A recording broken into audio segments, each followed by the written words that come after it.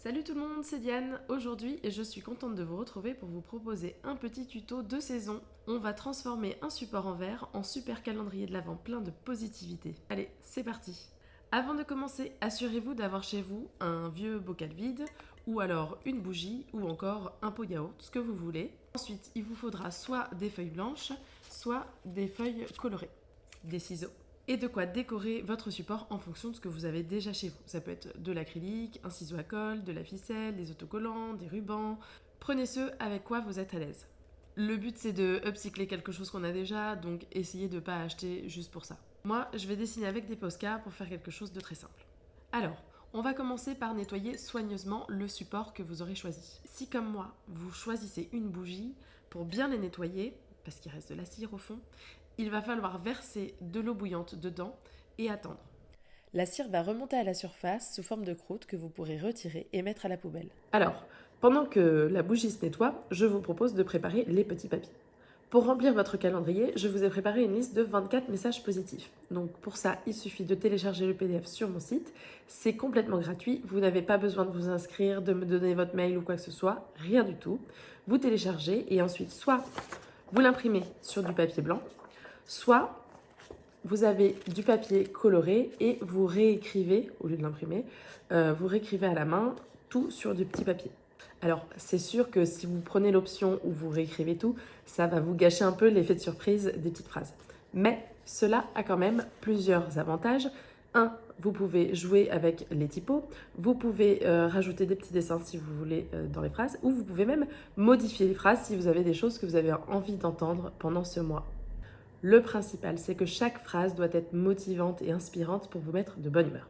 Bon, moi j'ai pris l'option papier de couleur parce que je trouve ça quand même vachement plus joli. Une fois que vous avez tout imprimé ou tout écrit, je vous invite à couper et à tout plier. Une fois qu'on a quelque chose de bien propre, sans trace de colle, de gras ou quoi que ce soit, on peut commencer à décorer. Bien sûr, comme c'est un calendrier de l'Avent, vous pouvez décorer sur le thème de Noël, des fêtes, avec de la neige, du hou, des cadeaux, un sapin, un Père Noël, ce que vous voulez. Personnellement, j'ai décidé de faire des petits doodles sur le thème de la joie et de la bonne humeur. Tout simplement parce que cette boîte, je vais m'en servir pour autre chose après les fêtes. Mais je vous explique tout ça tout à l'heure.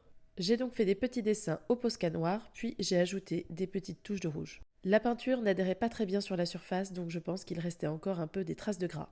J'ai fait une deuxième couche, mais je vous passe les détails. Ensuite, j'ai mis une couche de vernis avec une bombe. Une fois que tout est sec, on peut mettre les petits papiers dans le bocal. N'hésitez pas à faire de plus petits morceaux si vous avez un plus petit bocal. Vous avez maintenant un calendrier de l'Avent plein de positivité. Chaque jour, vous pourrez venir piocher une petite phrase pendant tout le mois pour rester motivé. Alors pourquoi je n'ai pas fait une déco de Noël? Tout simplement parce que ce petit bocal positif, je peux le réutiliser de différentes façons. Je peux le réutiliser un autre mois de l'année, en rajoutant 4 ou 5 messages en plus pour faire le mois complet. Je peux aussi le transformer en boîte à succès, c'est-à-dire que à chaque fois que j'aurai une petite victoire, je la note sur un papier avec la date et je mets ce papier dans le bocal. Comme ça, le jour où j'ai un petit coup de mou, je relis mes succès passés pour rester motivé.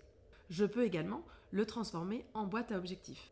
Je note de petits objectifs atteignables et mesurables, bien entendu, sur des bouts de papier que je mets dedans et je viens en piocher un toutes les semaines ou tous les mois tout au long de l'année. Et je peux tout simplement m'en servir de photophore. Bref, il y a plein de façons de réutiliser cet objet tout au long de l'année et pas juste à Noël. Voilà, j'espère que vous avez apprécié ce tuto. N'hésitez pas à montrer vos créations sur les réseaux sociaux en utilisant le hashtag #MonCalendrierDoItYourself et de vous abonner. A bientôt pour de nouvelles vidéos créatives.